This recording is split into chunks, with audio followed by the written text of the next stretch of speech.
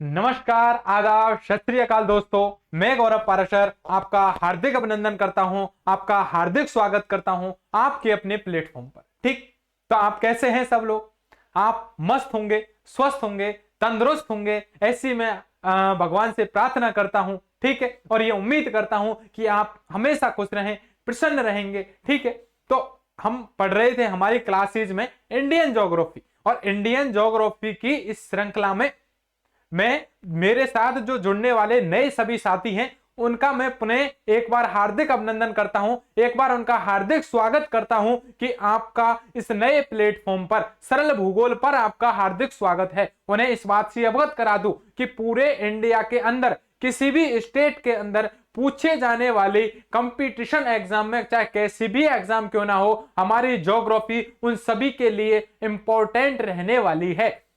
हम इस ज्योग्राफी की श्रृंखला में अभी तक 5-6 टॉपिक कवर कर चुके हैं। हम इंडियन ज्योग्राफी पढ़ रहे हैं, और इंडियन ज्योग्राफी में सबसे पहले हमने बहुत विस्तार से, और हमारी सबसे खास बात यह रहेगी, हम चित्रात्मक ज्योग्राफी पढ़ रहे हैं। जितनी मैप है, बिल्कुल मैप के अकॉर्डिंग हम ज्योग्राफी पढ़ रहे हैं कि किस जिले के अंदर कौन सी चीज स्थित है, उसे हम मैप में देखते हैं, और उसका वैसे हम कच्चा चित्र भी बनाते हैं, उसके अंदर भी डिटेल से सारी चीजें हैं, उनको चित्र से लिखते आ रहे हैं। जो हमारे विद्यार्थी हमें लगातार हमारे साथ जुड़े हुए हैं, उन्हें इस बात का पूरी तरह से विश्वास है, और वो देख भी चुके हैं कि हमारी जो कंटेंट है उसमें बहुत ज्यादा दम है। इसलिए मेरे उन सभी नए साथियों को मैं यह अवगत करा दूं कि हमारे कंटेंट में बहुत ही ज्यादा दम है। आपको विश्वास नहीं है तो हमारा कोई सा एक टॉपिक आप उठा के देखिए। हम कई सारे टॉपिक करा चुके हैं। कौन कौन से टॉपिक? भारत की झीलें हम पढ़ा चुके हैं, भारत की नदियां हम पढ़ा चुके हैं, भारत में ऊर्जा संसाधन को बहुत डिटेल से पढ़ा चुके हैं। इसके अलावा भारत में खनिजों को हम बहुत विस्तार से पढ़ा चुके हैं, भारत में हम कृषि को बहुत विस्तार से पढ़ा चुके हैं, और अब हमारा चल रहा है भारत का भौतिक विभाजन। और इस भारत के भौतिक विभाजन में भी हम क्या पढ़ चुके हैं भैया? हिमालय को बहुत ही विस्तार से पढ़ चुके हैं। लगभग 8 से 9 घंटे में हमने हिमालय को कंप्लीट किया है। इसके बाद हमने दूसरे नंबर पर भौतिक विभाजन में शुरू किया था प्रायद्वीपीय भारत। इस प्रायद्वीपीय भारत के अंदर भी हम क्या पढ़ चुके हैं, आप वो भी सुन लीजिए। प्रायद्वीपीय भारत के अंदर सबसे पहले हमने मेघालय का पठार पढ़ लिया। मेघालय के पठार के बाद हमने भैया कौन सा पठार पढ़ा है? हमने पढ़ा है झारखंड का पठार पढ़ लिया है। इसके अलावा हमने विंध्याचल पर्वत पढ़ लिया है। इसके अलावा हमने सतपुड़ा पर्वत भी पढ़ लिया है। हमने दक्कन के पठार को भी विस्तार पूर्वक पढ़ लिया है। हमने कर्नाटक के पठार का भी ढंग से अध्ययन कर लिया है। हमने तेलंगाना के पठार को भी बहुत विस्तार से पढ़ लिया है भैया। ठीक, इतने पठारों को हम विस्तार से पढ़ चुके हैं। और आज मैं चर्चा करने वाला हूं, वो 2-3 पठारों की चर्चा करने वाला हूं। मुख्यतः मैं आपको बताने वाला हूं मालवा का पठार क्या है, बुंदेलखंड का पठार कहां है, बघेलखंड का पठार का विस्तार कहां कहां है। इसके अलावा दंड का रण के जो क्षेत्र है, दंड का रण का जो क्षेत्र है, वो उसका विस्तार कहां कहां है, इसमें कौन कौन सी चीज है, इसमें कौन कौन से खनिज क्षेत्र हैं, उनकी चर्चा मैं आपको यहां पर विस्तार से बताने वाला हूं। इसके अलावा हम देखेंगे पूर्वी घाट और पश्चिमी घाट, ये 2 चीजें और रह जाती हैं। इस प्रकार हमारा प्रायद्वीपीय भारत यहां पर कंप्लीट हो जाता है। लगभग लगभग मैं कह दूं कि भैया 50% या 60%, यदि मैं कह दूं तो कोई इसमें दो राय नहीं है कि 60 से 65% हमारा प्रायद्वीपीय भारत यदि हमने पढ़ लिया है, तो प्रायद्वीपीय भारत और हिमालय पढ़ने के बाद लगभग 70% भारत का जो भौतिक विभाजन है वो कंप्लीट हो जाता है। ठीक, और लगातार इन श्रृंखलाओं में हम जैसे जैसे आगे बढ़ते जा रहे हैं, आपके अंदर वो उत्साह, वो जोश आपके अंदर आ रहा होगा कि हम बहुत कुछ नया सीख रहे हैं। जो हमारा पुराना पैटर्न था पढ़ने का कि हिंदी की तरह हम लाइन टू लाइन पढ़ते जा रहे हैं, कोई चीज हमारे समझ में आ रही है तो ठीक, नहीं आ रही तो और भी ठीक, ऐसा चला आ रहा था। लेकिन वो ट्रेंड हमने यहां से चेंज कर दिया। जैसा कि आप मेरी पूर्व की क्लासों में देख पा रहे होंगे, हमने क्या ट्रेंड चेंज किया है कि हम जितने भी अभी तक टॉपिक पढ़ चुके हैं, सबके हम चित्र बना करके पढ़ रहे हैं कि यदि हम केवल चित्र देखें तो सारी चीजें हमें याद आ जाएं। इस प्रकार से हमने ये सारी ज्योग्राफी को तैयार किया है।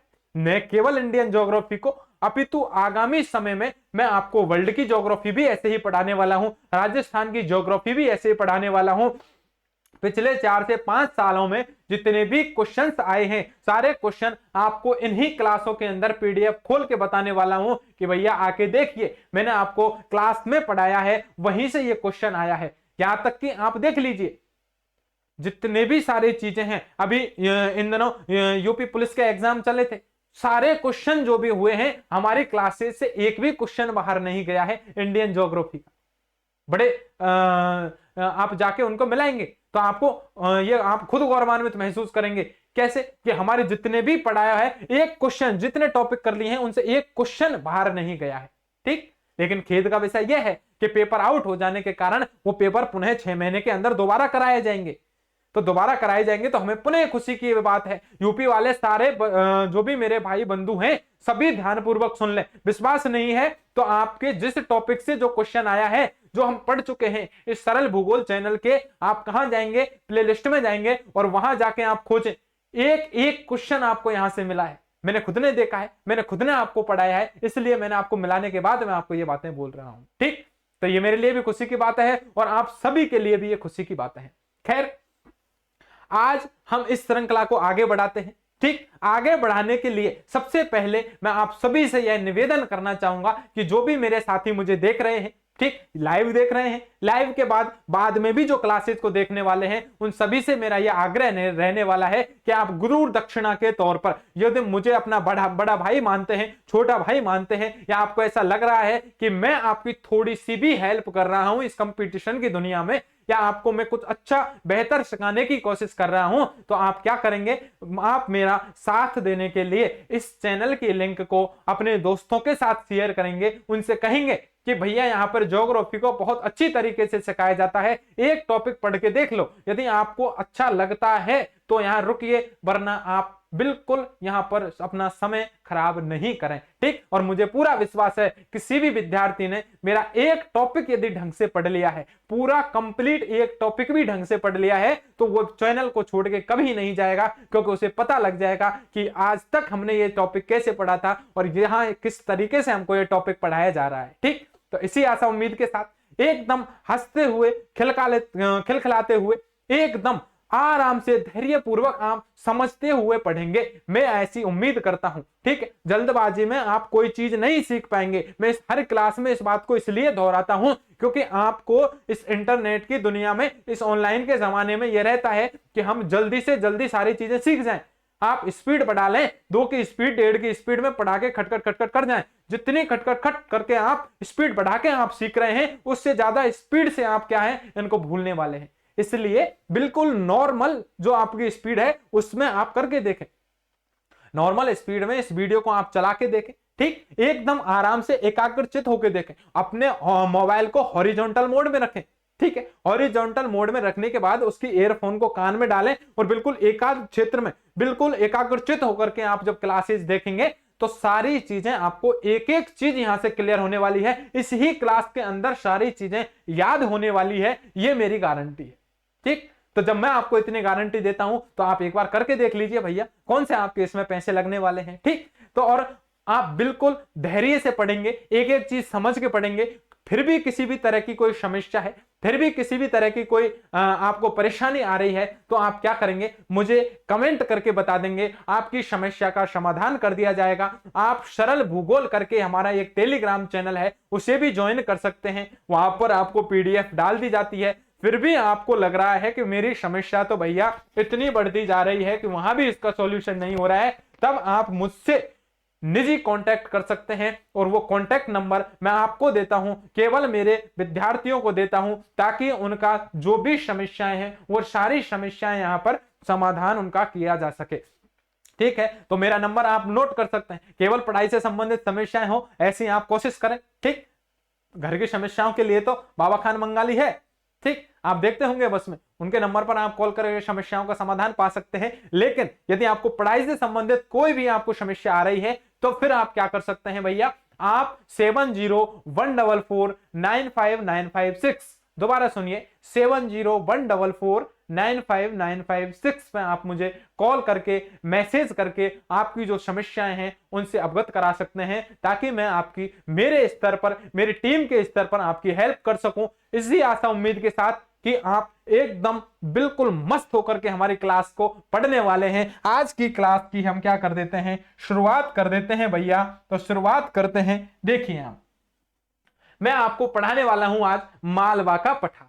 2-4 मिनट आप इसकी बातें सुन लीजिए कि मालवा के पठार में हम क्या पढ़ने वाले हैं। ठीक, मालवा के पठार में हम क्या पढ़ने वाले हैं ये सुनिए।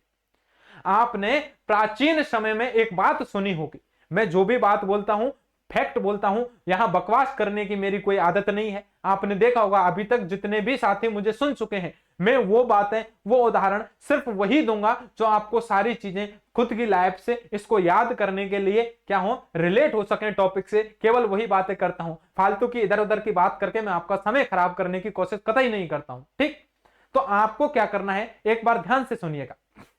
प्राचीन समय में आपने देखा होगा,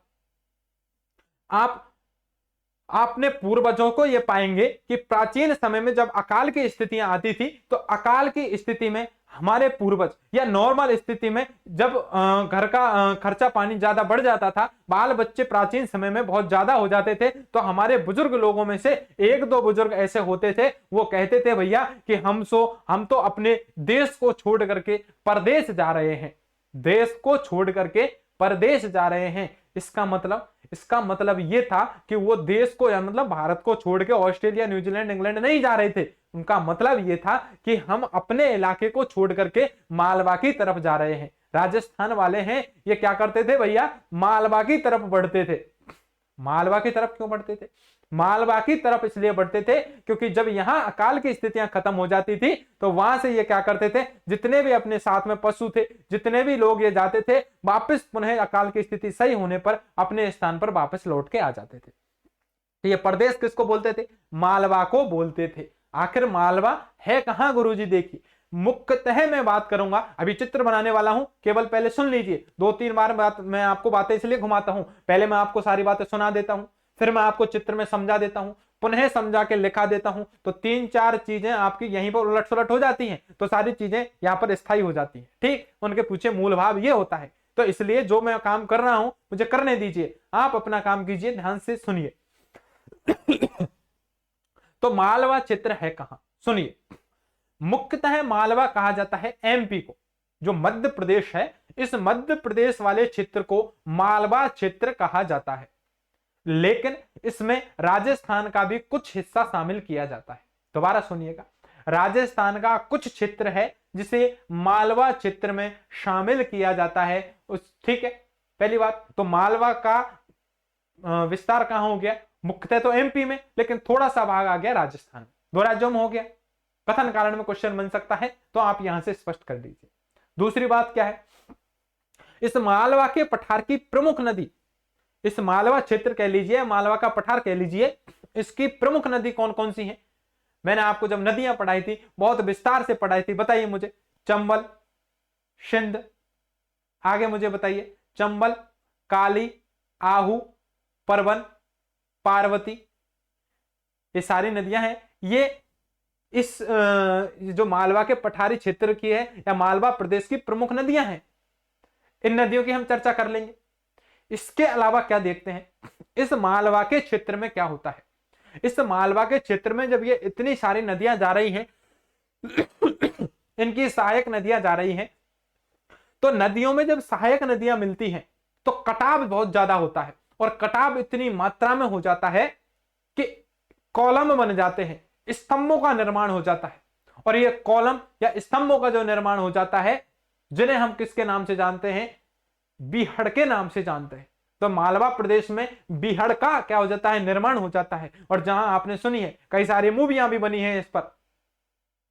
ठीक, और इन बीहड़ के क्षेत्रों को डाकुओं की शरण स्थली के नाम से जाना जाता है। आप मुझे बताइए, एक मूवी बनी थी चंबल के डाकुओं पर, कौन सी मूवी थी बताइए, उसका नाम मुझे कमेंट करके बता दीजिए आप। ठीक, तो बीहड़ क्षेत्र है, इस मालवा के पठारी क्षेत्र में स्थित है। इस मालवा के पठारी क्षेत्र में ही मैं आपको बताने वाला हूं कि इस मालवा के पठारी क्षेत्र के कथन कारण में सुनिए, मैं चित्र बनाने वाला हूं, उसी से यह बात स्पष्ट होने वाली है। यदि आपने पढ़ा है, जो अपने आप को ये मानते हैं कि हमने तो ये सारी चीजें आती हैं, उनसे मेरा ये क्वेश्चन रहने वाला है कि आप इसे 101% आपसे ये कह रहा हूं, इसे गलत करने वाले हैं।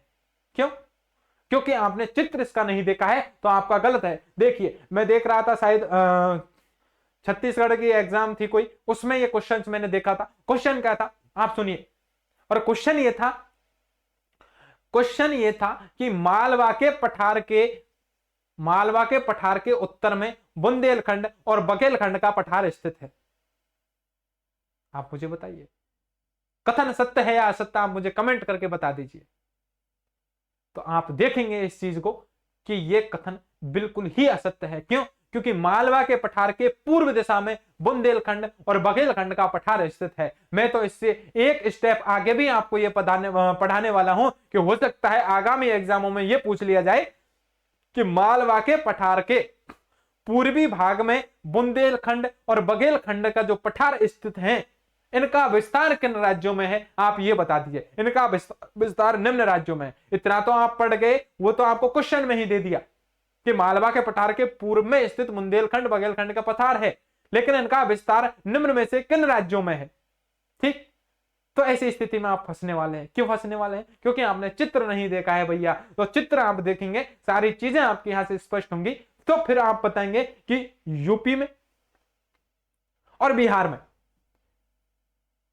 इनका क्या है विस्तार आपको देखने को मिल जाएगा। ठीक है, तो इतनी सारी चीजें हैं। और इसके अलावा मालवा हो गया, बुंदेलखंड हो गया, बघेलखंड हो गया, इनको पढ़ने के बाद दंडकारण्य का क्षेत्र है, इसकी मैं चर्चाएं करने वाला हूं। तब तक आप क्या कर सकते हैं, इन सारी चीजों को समझ लीजिए। समझने के बाद इनके नोट्स बना लीजिए भैया। देखिए मैं मालवा का पठार आपको पढ़ाने वाला हूं। कौन सा पठार है? मालवा का पठार। ठीक,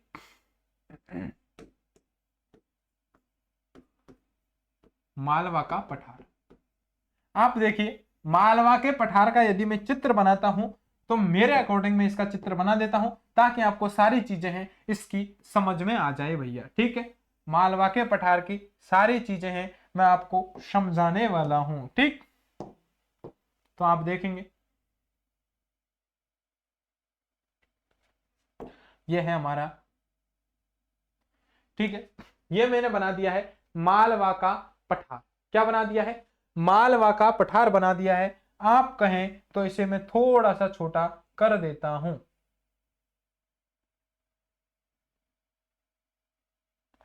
ठीक है, यह मालवा का पठार है। इधर किसका दिया है मैंने? इस मालवा के पठार में मैं देखता हूं, क्या देखता हूं, इस मालवा के पठार में कई सारी नदियां निकलती हैं।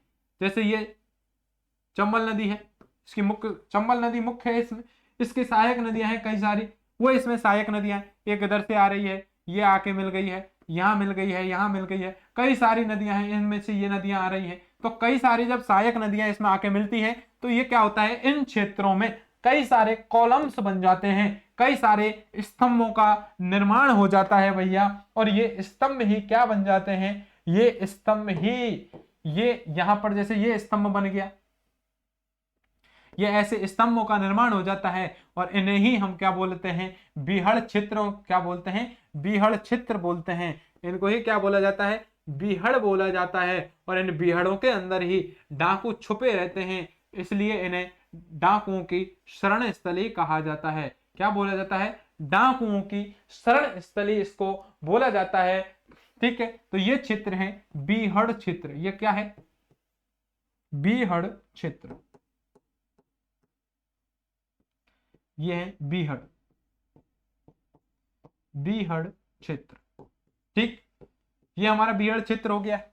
ये चंबल नदी है, ये नदियां हैं, इनकी सहायक नदी, इनके द्वारा कटाव हो गया है और कटाव के कारण ये स्तंभ या कॉलम बन गए हैं, जिनको हमने बीहड़ बोल दिया है। ये है हमारा भैया मालवा का पठार। और इस मालवा के पठार को मैंने आपको बहुत ही विस्तार पूर्वक आपको बता दिया है।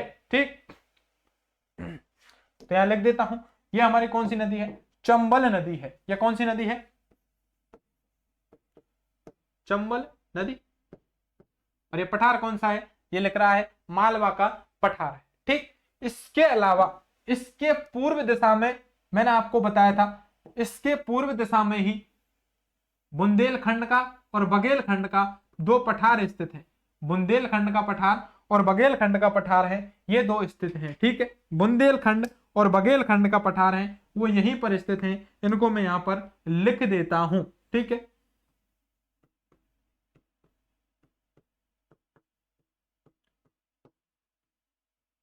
बुंदेलखंड पठार और यह है बघेलखंड का पठार।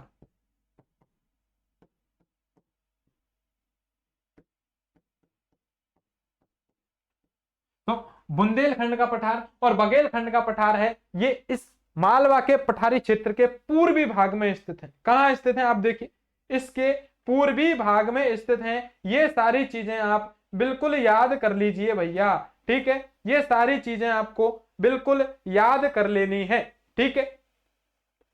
अब इनका विस्तार कहां है मुझे बताइए, इनका इनका विस्तार कहां है बुंदेलखंड और बघेलखंड का? ये मालवा एमपी में है तो इनका विस्तार एमपी में भी है, और एमपी के अलावा इनका हल्का सा विस्तार यूपी में भी आपको देखने को मिलता है। तो ये जो मालवा का पठार है, ये मालवा का पठार एमपी में है, तो इनका भी विस्तार हल्का सा एमपी में तो है ही, लेकिन आगे जाने पर यूपी में भी इनका विस्तार है। कैसे है? चित्र में, मैप में, इंडियन मैप में आपको बता दूंगा, थोड़ा सा धैर्य रख लीजिए। सारे पठार हैं, बिल्कुल एग्जैक्ट लोकेशन में मैं आपको बताने वाला हूं। कहां बताने वाला हूं? सारे जब पठार हो जाएंगे तो आपको एक साथ में इंडियन मैप में बिल्कुल जन जन राज्यों में जिनकी लोकेशन है वहीं पर उनको बनाने वाला हूं। तब तक के लिए धैर्य रखिए, ठीक। तो ये बुंदेलखंड बघेलखंड का पठार है, कौन सी दिशा में है? आप यहां प्लस बना के देख लीजिए, उत्तर, दक्षिण, पूर्व, पश्चिम। तो आप देखेंगे मालवा के पठार के पूर्वी भाग में बुंदेलखंड और बघेलखंड का पठार स्थित है, जो एमपी में तथा यूपी में यह पठार स्थित है। ये चीजें भी हम लिखने वाले हैं। लेकिन आप मुझे बताइए, आपने बाजीराव मस्तानी मूवी देखी है क्या? आप बताइए, बाजीराव की मूवी देखी है क्या? आप मुझे बताइए, जिसमें आप देखते हैं कि रणवीर कपूर और दीपिका, ठीक, यानी बाजीराव और मस्तानी दोनों मिलकर के आक्रमण किस पर करते हैं?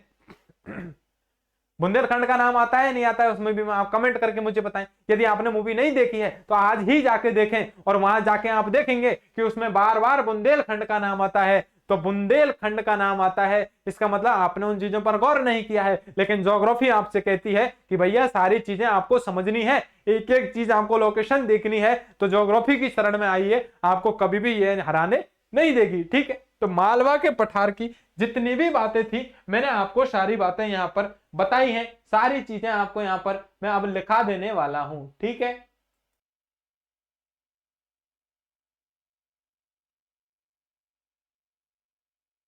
ठीक है, तो मालवा का ये पठार हो गया है।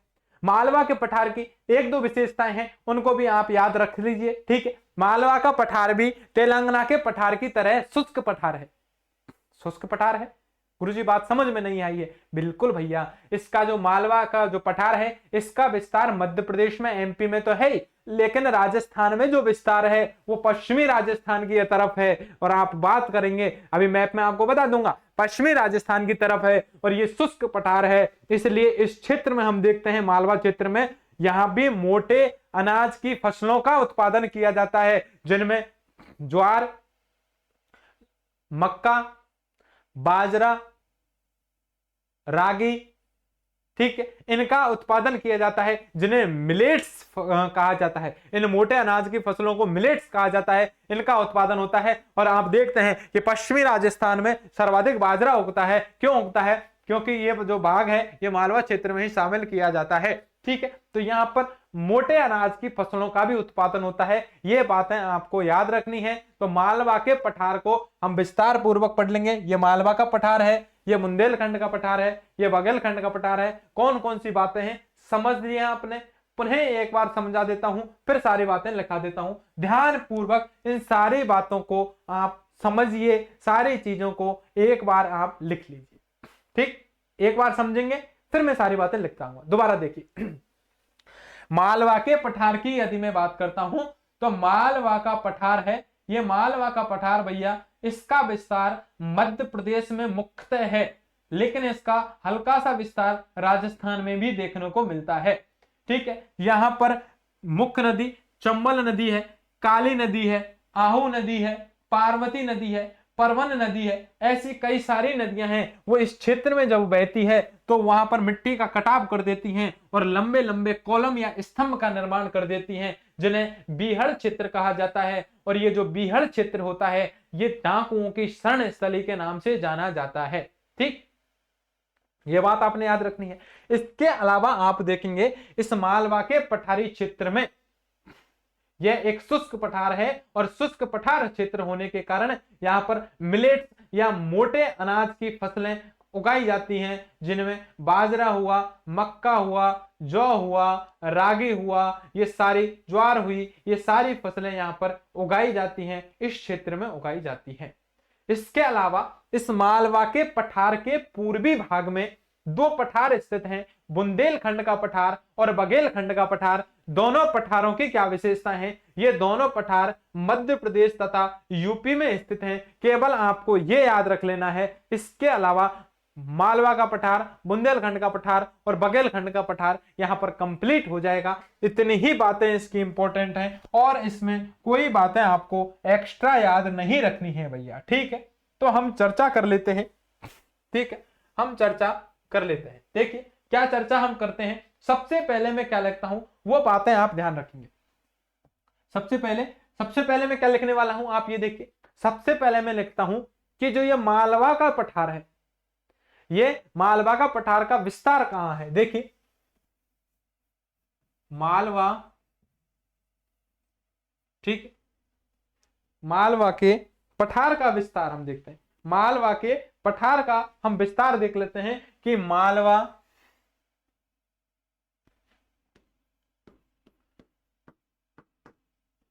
के पठार का विस्तार, इस मालवा के पठार का विस्तार कहां है भैया? एमपी तथा राजस्थान में है। मध्य प्रदेश मुख्यतः लिख लेते हैं विस्तार, इसका जो विस्तार है भैया मुख्यतः तो कहां है?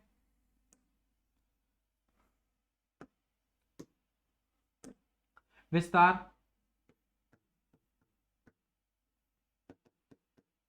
मुख्यतः एमपी में तथा राजस्थान में भी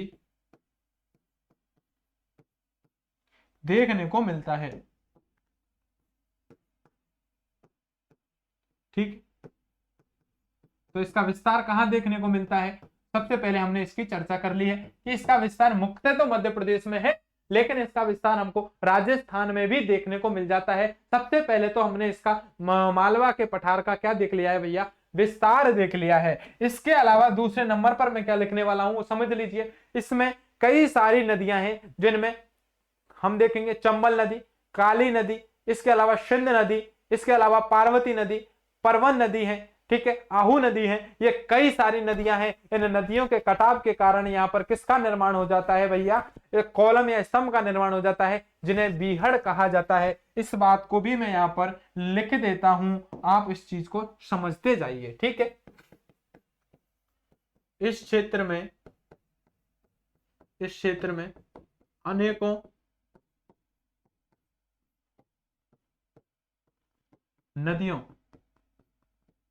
नदियों जैसे हम देखते हैं चंबल, काली, सिंध,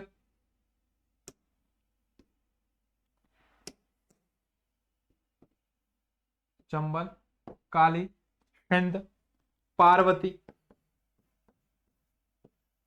और परवन।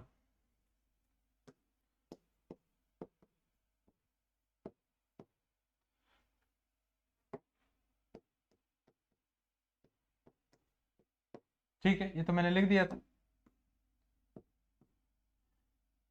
तो इस क्षेत्र में अनेकों नदियां जैसे चंबल, काली, सिंध, परवन, पार्वती आदि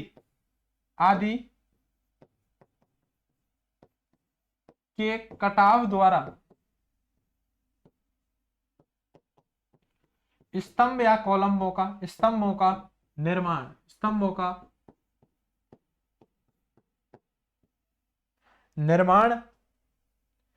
किसका निर्माण भैया? स्तंभों का निर्माण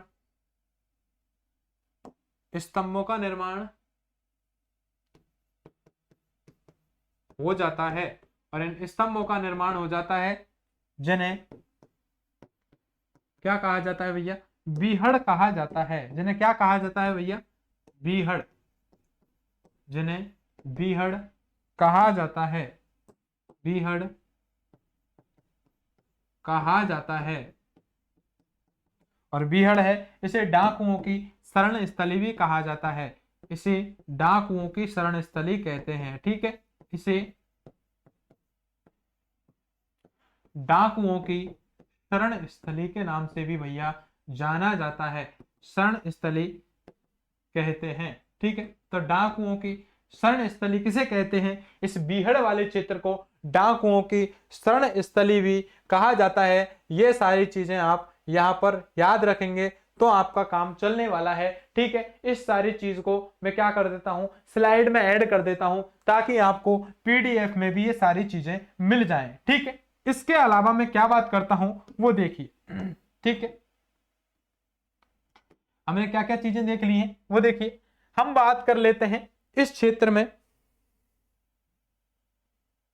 ठीक है, हाँ मैं यहां चर्चा करता हूं। यह है पठार। क्या नाम है इस पठार का, मुझे आप बताएंगे। ये जो पठार है, ये जो पठार है भैया, इस पठार का नाम क्या है आप मुझे बताएंगे। मालवा का पठार। तो यह पठार एक शुष्क पठार है। कैसा पठार है? यह पठार एक शुष्क पठार है, शुष्क पठार है। अतः यहां मिलेट्स, इंग्लिश में नाम आ सकता है, याद रखना है मिलेट्स। क्या बोला जाता है? मिलेट्स। कई बार ये नाम आ चुका है। और मिलेट्स का मतलब क्या है? RS प्री 2023 राजस्थान में ये मिलेट शब्द दे दिया था, आपको बिल्कुल याद रखना है। मिलेट्स का मतलब होता है मोटे फसल की अनाज, मोटे अनाज की फसल, सॉरी, मोटे अनाज की फसल। मिलेट्स का मतलब क्या है?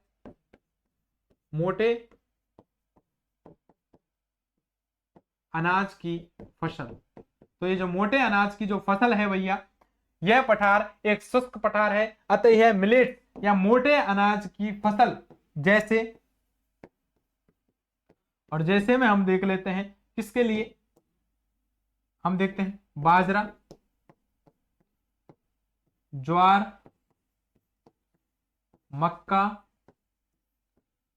रागी, ऐसे कई सारी आप लिख सकते हैं। ठीक, इत्यादि। इन मिलेट्स या मोटी फसलों के क्या है, मोटे अनाज की फसलों के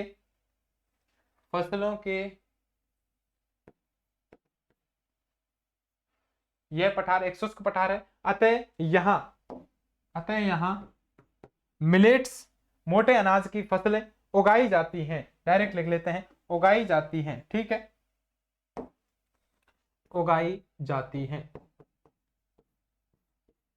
उगाई जाती हैं। ये जो फसलें हैं ये भैया यहाँ पर क्या की जाती हैं, उगाई जाती हैं। ये चीजें हम यहाँ पर लिख चुके हैं और समझ चुके हैं। ठीक है, तो मोटे फसलों की जो अनाज है, अनाज की जो फसलें हैं वो यहाँ पर मालवा क्षेत्र में उगाई जाती हैं। इन सारी चीजों को भी हम देख चुके हैं। इसके अलावा कौन सी बात ऐसी रह गई है जो हम देख लिए हैं? ठीक है, तो लगभग मालवा का पठार है हमारा कंप्लीट हो चुका है। इसी में हेडिंग डाल लेते हैं मालवा के पठार में ही। चलो एक बात लिख लेते हैं, मालवा के पठार में पहले लिख लेते हैं। ठीक, यही लिखता हूं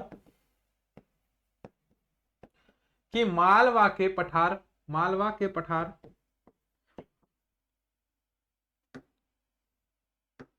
कि मालवा के पठार के पूर्व दिशा में, जो मालवा का पठार है, इस मालवा के पठार के पूर्व दिशा में हमें कुछ किसका पठार है, बुंदेलखंड और बघेलखंड का पठार भैया स्थित है। बुंदेलखंड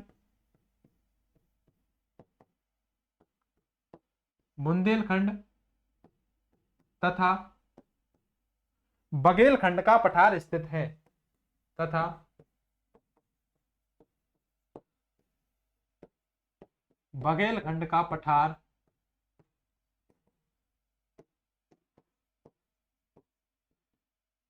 स्थित है। ठीक, तो आपको यह बात याद रखनी है कि इस मालवा के पठारी क्षेत्र में, इस मालवा के पठार के पूर्व दिशा में, मालवा पठार के पूर्व दिशा में बुंदेलखंड का तथा बघेलखंड का पठार है, स्थित है। तथा हम यहीं पर एक बात लिख देते हैं, तथा इनका विस्तार, तथा इन बुंदेलखंड और बघेलखंड का जो पठार है, इनका विस्तार भैया हमको कहां देखने को मिलता है? एमपी तथा यूपी में देखने को मिलता है। इनका विस्तार मध्य प्रदेश तथा उत्तर प्रदेश में है। यानी कहां इनका विस्तार है? मध्य प्रदेश तथा उत्तर प्रदेश में बुंदेलखंड और बघेलखंड का जो पठार है, इनका विस्तार हमको भैया देखने को मिलता है। इस स्लाइड को मैं सेट कर देता हूं ताकि आपको सारी चीज है वो यहां पर साफ नजर आ जाए। ठीक है, तो इस प्रकार हम देखते हैं, ये हमने सारी चीजें हैं, ये बुंदेलखंड, मालवा का पठार, बुंदेलखंड का पठार और बघेलखंड का पठार है, ये सारी चीजें हैं। ये देख लीजिए आप, हमने सारी चीजें यहां पर लिख डाली है। इस प्रकार हम देखते हैं, लास्ट हम इसमें चर्चा कर लेते हैं, दंड का रण क्षेत्र कहां स्थित है, इसकी चर्चा हम करते हैं। ठीक, अब आखिर आप समझिए, आखिर दंड का रण क्षेत्र है क्या चीज? दंड का रण क्षेत्र है, यह कहां स्थित है? ठीक, तो दंड का रण क्षेत्र है, यह मुख्यतः मैं बात करता हूं तो उड़ीसा में स्थित है। कहां स्थित है? मुख्यतः उड़ीसा में स्थित है, लेकिन इसका हल्का सा भाग आ जाता है कहां पर? छत्तीसगढ़ का भाग आ जाता है, और हल्का सा भाग इसमें आ जाता है किसका? आंध्र प्रदेश का इसका भाग आ जाता है। इस प्रकार हम देखते हैं, इस क्षेत्र को हम दंड का रण क्षेत्र भी के नाम से भी जानते हैं। इस दंड का रण क्षेत्र में भी कुछ हमारे खनिज क्षेत्र हैं, वो हम पढ़ेंगे, जैसे कोरापुट और कालाहांडी। कहां स्थित है आप मुझे बताइए? उड़ीसा में स्थित है कोरापुट और कालाहांडी। जब मैंने आपको खनिज पढ़ाए थे, बहुत विस्तार से याद करा दिए थे कोरापुट और कालाहांडी, और कई कई बार एग्जाम में ये क्वेश्चन पूछ लिया गया था। सेकंड ग्रेड एग्जाम राजस्थान में ये क्वेश्चन, अभी लेटेस्ट जो एग्जाम हुई थी उसमें ये क्वेश्चन पूछ लिया गया था 2023 में, जिसमें क्या क्वेश्चन था कि कोरापुट और कालाहांडी खनन क्षेत्र है, ये किसके लिए प्रसिद्ध है? आप बताइए, तो किसके लिए प्रसिद्ध है? बॉक्साइड के लिए प्रसिद्ध तो नहीं है कहीं, बताइए मुझे। ठीक, तो ये खनन क्षेत्र है। इसके अलावा और भी इसमें कई सारे खनन क्षेत्र हैं, उनकी हम चर्चा कर लेंगे, लेकिन उससे पहले हम चित्र बना लेते हैं, हेडिंग लगा लेते हैं, ताकि इसे हम आसानी से समझ सकें। ठीक है भैया, तो हम हेडिंग लगा लेते हैं, दंड का रण क्षेत्र। किसकी? दंड का रण क्षेत्र।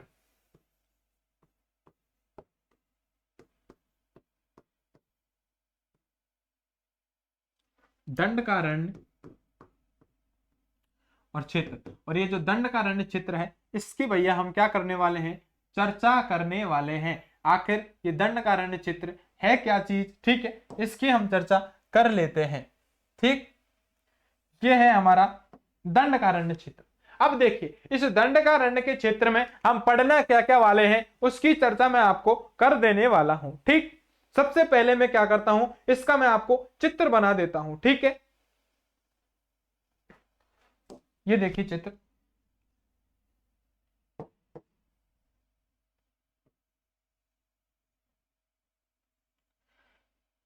ये देखिए मैं चित्र बनाता हूं। ठीक,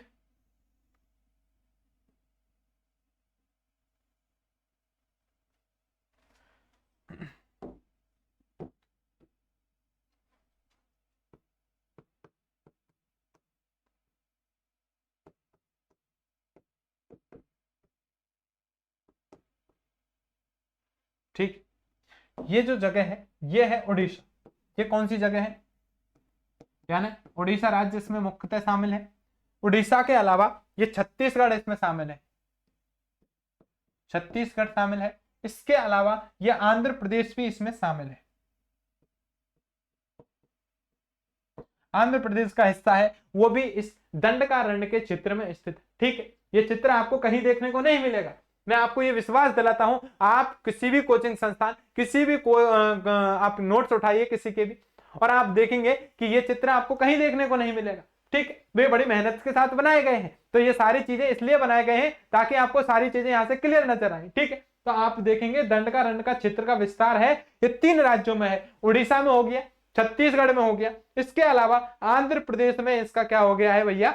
विस्तार हमने देख लिया है। ठीक है, यहां हम क्या देखते हैं, यहां पर एक खान है वेलाडिला की खान। आप मुझे कमेंट करके बताएंगे वेलाडिला की खान किसके लिए प्रसिद्ध है?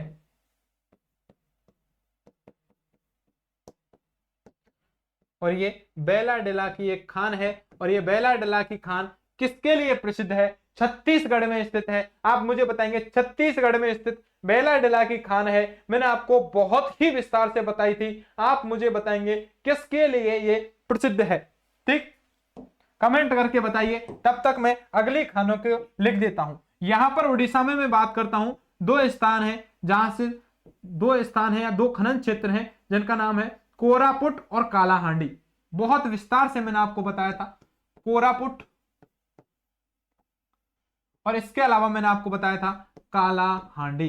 तो कोरापुट और कालाहांडी है ये जो स्थान है हमारे, कोरापुट और कालाहांडी, ये कहां स्थित है? उड़ीसा राज्य में स्थित है। और यहां से क्या निकलता है? बॉक्साइट निकलता है। ये भी मैं सारी बातें आपको कवर करा चुका हूं जब आपको मैंने क्या पढ़ाया था, खनिज मैंने आपको पढ़ाया था। ठीक है, तो यहां से क्या निकलता है? बॉक्साइट यहां से निकलता है। क्या निकलता है भैया? यहां से बॉक्साइट निकलता है। क्या निकलता है? बॉक्साइट यहां से निकलता है। इसके अलावा मैं क्या बात करता हूं, यहां देखिए, यहां एक स्थान स्थित है जिसका नाम है विशाखापट्टनम। आप मुझे बताएंगे विशाखापट्टनम जो जगह है वो कहां स्थित है? इस आंध्र प्रदेश में स्थित है। इसका नाम क्या है? विशाखापट्टनम। ठीक है, विशाखा,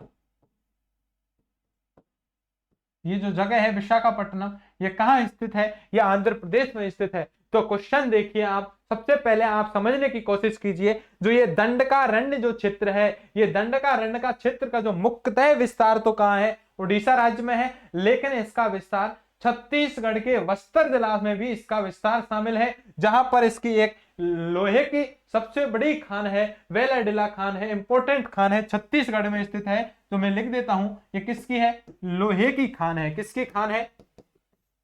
लोहे की। यहां से तो लोहा खनन होता है, तो लोहा खनन की एक खान है। ठीक है, यहां से लोहा निकाला जाता है, बेलाडिला खान छत्तीसगढ़ की, छत्तीसगढ़ में स्थित है बेलाडिला खान, जहां से लोहे का क्या किया जाता है? खनन किया जाता है, इसी क्षेत्र में स्थित है। ये बात याद रखिए। उड़ीसा है, उड़ीसा में दो मुख्यतः ये फिर क्षेत्र है, ये क्षेत्र फैला हुआ है जहां दो इसकी खान है, कोरापुट और कालाहांडी, जहां से बॉक्साइट निकाला जाता है, तथा विशाखापट्टनम है आंध्र प्रदेश का, ये भी क्षेत्र इसमें शामिल किया जाता है। ठीक है, इस प्रकार दंडकारण्य क्षेत्र है, यह एक शुष्क क्षेत्र है। क्या नाम है? यह क्षेत्र है, यह एक शुष्क क्षेत्र है। आपको इतनी बातें इस दंडकारण्य के क्षेत्र को लेकर के आपको याद रखनी है। बस आपने यदि इतनी बातें याद रख ली है तो दंडकारण्य का क्षेत्र से आपका एक भी क्वेश्चन गलत नहीं होने वाला है। मुख्यतः जो ये दंडकारण्य का क्षेत्र है, ये शुष्क क्षेत्र है। यहां से क्या निकाले जाते हैं? खनन, जो खनिजों का खनन यहां से किया जाता है, जिनमें लोहा हो गया, बॉक्साइट हो गया, और भी कई सारी खाने हैं। मैं आपको लिखा देता हूं, जहां भी सारी खाने हैं मैंने आपको जब पढ़ाए थे, खनिज आपको पढ़ाए थे, ये वादा किया था कि जब मैं आपको क्या पढ़ाने वाला हूं, प्रायद्वीप या भारत पढ़ाने वाला हूं, जौन सी स्थान पर जिस खनिज का उत्पादन होगा, खनन होगा, उसको मैं आपको बता दूंगा। आप बताइए मुझे, मेघालय के पठार में डोमियासियात बताया था, नहीं बताया था? आप मुझे बताइए। झारखंड है, झारखंड के पठार में मैंने आपको झरिया, बोकारो, गिडिया, करणपुरा ये सारे बताए, तलचर बताया, और तलचर ये सारे बताए थे, नहीं बताए थे? आप मुझे बताइए। पूरी इनकी सारणी भी बनवा दी थी। दंडकारण्य क्षेत्र है, यहाँ से कोरापुट बता दिया, कालाहांडी बता दिया आपको, इसके अलावा बेलाडिला खान बता दी, और भी इंपॉर्टेंट खाने हैं जो भी आएंगी, सारी चीजें जिस स्थान पर मौजूद है बार बार उनको मैं रिलेट करके पढ़ा दूंगा। इससे ज्यादा तो मैं आपके सामने कुछ भी नहीं दे सकता। इतने आराम से, इतने प्यार से आपको पढ़ा रहा हूं। यदि आपके अंदर हल्की सी भी शर्म है तो आप इस चैनल को क्या कर सकते हैं? लिंक को अपने दोस्तों के साथ शेयर कर सकते हैं, ताकि मुझे थोड़ा सा मोटिवेशन मिले और मैं अपने तन मन से आपको, और इसी उम्मीद काम कर पाएंगे कि मैं और अपने तनो मन से आपको अगली क्लासों में ज्यादा मेहनत करके आपको पढ़ाऊं, तो आपकी सारी चीजें हैं वो आपकी यहां पर मिलने वाली है। ठीक, तो हम देखते हैं दंडकारण्य क्षेत्र है, इसकी जो बातें हैं इनकी बातों को हम लिख लेते हैं। ठीक, इसकी जो बातें हैं इनको हम लिख लेते हैं, सारी चीजें आपकी यहां से कवर होने वाली है। तो दंडकारण्य के क्षेत्र में क्या क्या बातें हैं वो भैया हम यहां पर लिख लेते हैं, एक बार समझ लेते हैं, सुनिए आप। तो क्या लिखने वाले हैं ये देखिए कि यह एक दंडकारण्य का क्षेत्र, यह एक शुष्क पठार है। कैसा पठार है? या शुष्क क्षेत्र है। कैसा क्षेत्र है? शुष्क क्षेत्र है, जिसका मुख्यतया विस्तार इसका, जिसका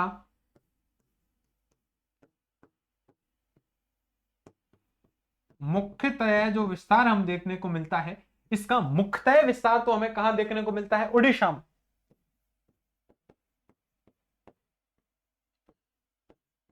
उड़ीसा में देखने को मिलता है, लेकिन इसके अलावा इसका विस्तार, इसके अलावा इसका जो विस्तार है भैया, इसके अलावा इसका विस्तार कहां से हम देखेंगे? इसका विस्तार कहां से है आप मुझे बताइए। इसका विस्तार छत्तीसगढ़ है, और छत्तीसगढ़ में भी कहां से है इस बात को हम लिखने वाले हैं। छत्तीसगढ़ में भैया बस्तर जिले से, ठीक है। इसका विस्तार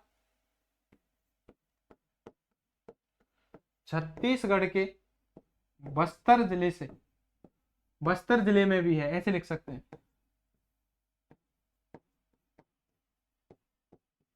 बस्तर जिले में भी है, तथा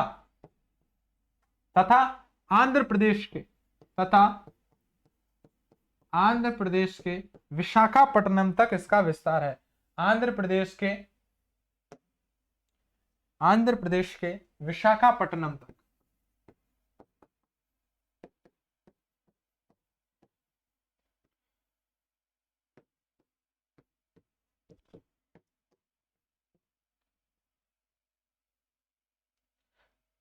ठीक है, विशाखापट्टनम तक है। ठीक, आप देख लीजिए, यह एक शुष्क क्षेत्र है जिसका विस्तार, यह एक शुष्क क्षेत्र है जिसका मुख्यतः विस्तार कहां है? उड़ीसा में देखने को मिलता है, लेकिन इसका विस्तार छत्तीसगढ़ के बस्तर जिले में भी है, तथा आंध्र प्रदेश के विशाखापट्टनम तक इसका विस्तार भी देखने को मिलता है। इसके अलावा कौन सी बातें मैं यहां पर लिखने वाला हूं वो देख लीजिए। इस दंडकारण्य के क्षेत्र में छत्तीसगढ़ में एक बेलाडेला खान है जहां पर लोहे का खनन किया जाता है। इस बात को मैं लिख लेता हूं, बेलाडेला खान है छत्तीसगढ़ में जहां से इस लोहे का खनन किया जाता है। बेलाडेला खान से लोहे का खनन किया जाता है। ठीक है, तो इस बात को लिख लेता हूं, लिख लेता हूं यहां पर देखिए,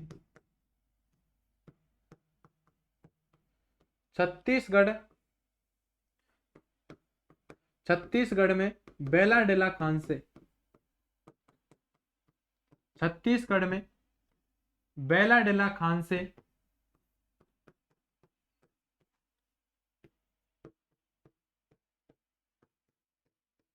इसी क्षेत्र के अंतर्गत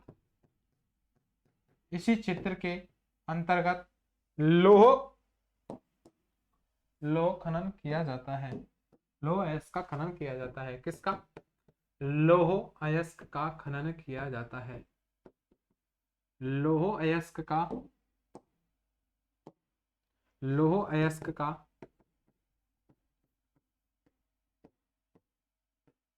खनन किया जाता है। ठीक, तो लोह अयस्क है, इसका जो खनन है वो कहां किया जाता है भैया? छत्तीसगढ़ में बेलाडेला खान है जहां से लोह अयस्क का खनन किया जाता है। ये बातें अपन ने यहां पर लिख ली हैं। ठीक है, इतनी बातें आपने लिख ली हैं, तो इस स्लाइड को मैं आगे बढ़ा देता हूं, तथा हम क्या लिखने वाले हैं ये भी देख लीजिए। हम लिखने वाले हैं कि उड़ीसा में कोरापुट और कालाहांडी से हमें बॉक्साइट निकलता है इस क्षेत्र से। ठीक है, उड़ीसा में कोरापुट और कालाहांडी से, लिख लीजिए। इस क्षेत्र में उड़ीसा राज्य में इसी क्षेत्र के अंतर्गत, या इसी क्षेत्र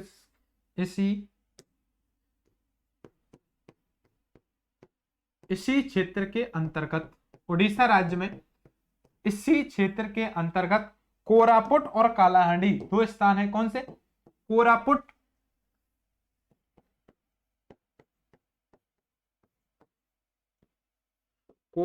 व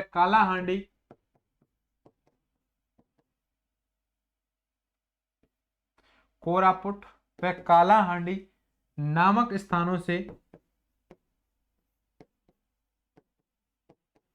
कोरापुट व कालाहांडी नामक स्थानों से बॉक्साइट का खनन किया जाता है। किसका खनन किया जाता है? स्थानों से बॉक्साइट का, कोरापुट व कालाहांडी स्थानों से बॉक्साइट का खनन किया जाता है। ठीक है,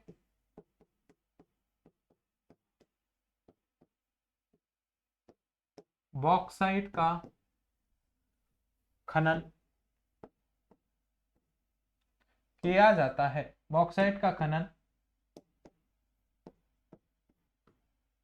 किया जाता है।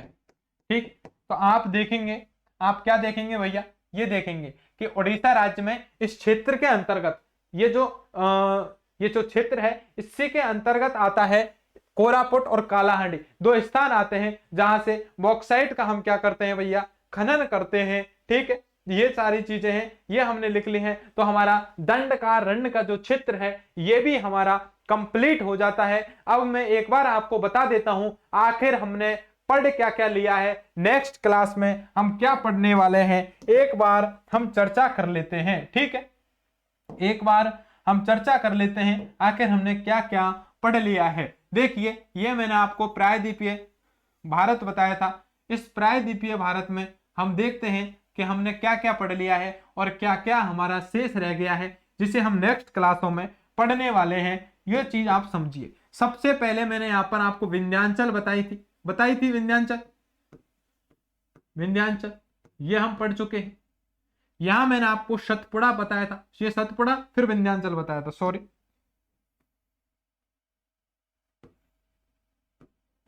ठीक है, तो ये विंध्याचल सतपुड़ा दो पर्वत मैंने आपको बताए थे, ये भी हम कंप्लीट पढ़ चुके हैं। इसके अलावा हम देखते हैं यहां पर मैंने आपको क्या पढ़ाया है? ये दक्कन का पठार पढ़ाया है। ये क्या पढ़ा दिया है?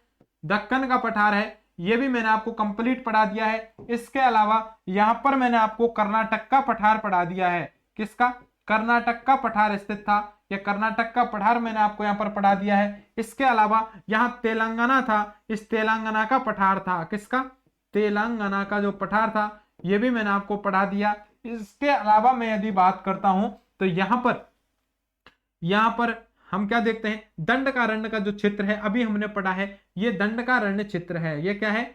दंडकारण्य। ठीक है, दंडकारण्य जो क्षेत्र है इस क्षेत्र को हमने पढ़ लिया है। इसके अलावा मैं देखता हूं यहां पर क्या है? हमारा झारखंड है और झारखंड का जो पठार है यह हमने यहां पर पढ़ लिया है।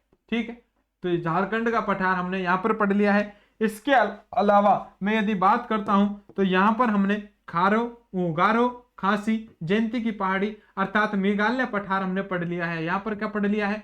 मेघालय का पठार हमने पढ़ लिया है। इसके अलावा यहां पर हमने मालवा का पठार देख लिया है। यहां पर कौन सा पठार था? मालवा का पठार है, यह भी हम आसानी से पढ़ चुके हैं। इस मालवा के पठार में भी मैंने आपको दो बातें बताई थी। यहां पर भी कौन सा था? ये बुंदेलखंड था और ये बघेलखंड था। बुंदेलखंड और बघेलखंड का जो पठार है ये मालवा के पठार के पूर्व में था। ये भी हम विस्तार पूर्वक चर्चा कर चुके हैं। यानी प्रायद्वीपीय भारत के प्रायद्वीपीय पठार में इतनी चीजें हम पिछली क्लासों में चर्चा कर चुके हैं अभी तक। मेघालय के पठार की, विंध्याचल, ठीक है, सतपुड़ा, दक्कन के पठार की, कर्नाटक के पठार की, तेलंगाना के पठार की, दंडकारण्य क्षेत्र की, झारखंड के पठार की, ठीक है, इसके अलावा मालवा के पठार की, बुंदेलखंड के पठार की, बघेलखंड के पठार की, इतनी चर्चाएं अभी तक हम कर चुके हैं। तो अब क्या बचा है गुरुजी?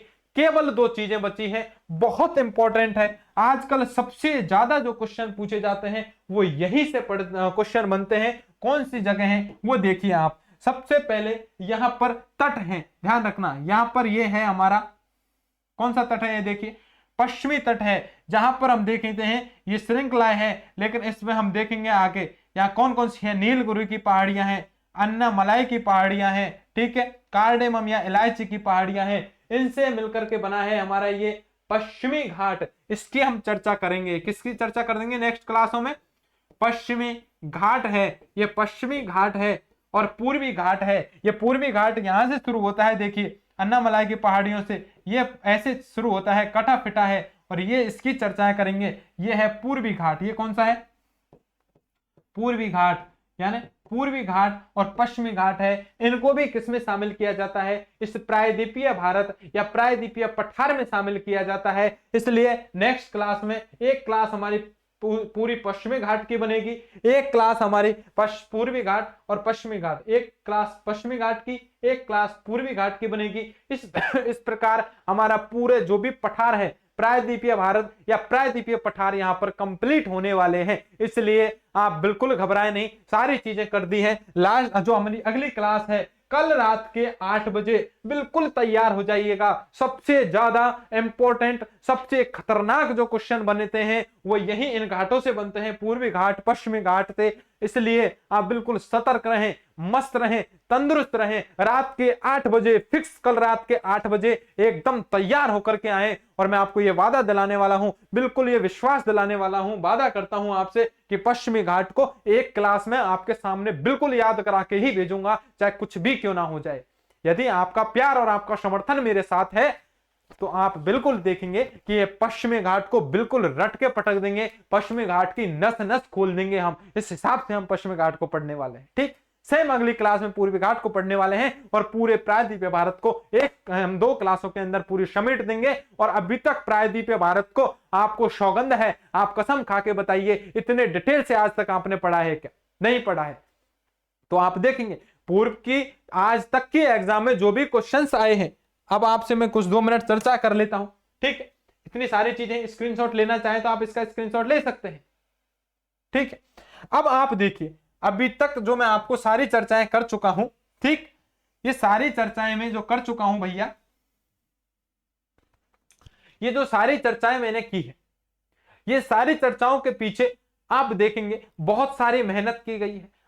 मैं उन सभी साथियों का पुनः हार्दिक अभिनंदन करता हूं जो मुझे लगातार देख रहे हैं, सारे नोट्स बनाते हुए जा रहे हैं। मैं उनको यह विश्वास दिलाता हूं कि मैं आपका साथ बिल्कुल नहीं छोड़ने वाला हूं। यदि एक भी विद्यार्थी मुझे लगातार देख रहा है, नोट्स यदि बना रहा है, तो वो खुद को बहुत बेहतर स्थिति में पाएगा। वो क्या करें, आप अपना एनालिसिस करने के लिए क्या करेंगे, मेरा कोई एक टॉपिक पढ़ेंगे, कोई भी एक बुकलेट उठाएंगे और उसके जितने भी क्वेश्चन हैं सारे एमसीक्यू क्वेश्चन आप करिए। आप कहीं भी मात नहीं खाने वाले हैं। ठीक, अपने साथी हैं, जो साथी हैं उनसे आप तुलना करेंगे, कंपेयर करेंगे तो आप उनसे बहुत बेहतर की स्थिति में होने वाले हैं। मेरा ये आपसे दावा है। इसी आशा, इसी उम्मीद के साथ कि यदि मेरी क्लासों में आपको जरा सा भी लाभ पहुंच रहा है, आप खुश हो रहे हैं, मस्त हो रहे हैं, आपकी पढ़ाई में कुछ न कुछ आपको लाभ देखने को मिल रहा है, कुछ इंप्रूव आपके अंदर देखने को मिल रहा है, तो आप क्या करेंगे, इस क्लास की लिंक को अपने दोस्तों के साथ शेयर करेंगे, अपने भाई बहन रिश्तेदारों के साथ शेयर करेंगे, उनसे कहेंगे कि भैया चैनल को सब्सक्राइब करें, ताकि रात के फिक्स 8 बजते ही आपके पास नोटिफिकेशन आ जाए कि सरल भूगोल के सर आपके सामने हैं, आपके पास में आने वाले हैं, आपको कुछ न कुछ सिखाने वाले हैं, और वो भैया उसको खोल के पढ़ें। ठीक है, ऐसी आशा, ऐसी उम्मीद के साथ कि आप एकदम मस्त रहें, खुश रहें, स्वस्थ रहें, तंदुरुस्त रहें, भोलेनाथ बाबा आप पर कृपा बरसाए रखें, आप हंसी खुशी प्रसन्नता के साथ जिए। ठीक है, एक दूसरे से बदले की भावना नहीं रखें। ठीक, हंसते खुशते यदि आप रहेंगे, प्रसन्न यदि आप रहेंगे, तो भगवान आपको भी प्रसन्न रखेंगे। ठीक, इसी आशा उम्मीद के साथ कि आप मुझे पूरा समर्थन देंगे। ठीक है, इस चैनल को आप प्रमोट करेंगे, अपने दोस्तों के साथ शेयर करेंगे, और कल रात के 8 बजे का इंतजार करेंगे कि हम कल पश्चिमी घाट पढ़ने वाले हैं। ठीक है, तो कल तक की क्लास का इंतजार कीजिए। तब तक के लिए नमस्कार, राधे राधे, जय हिंद, जय भारत दोस्तों।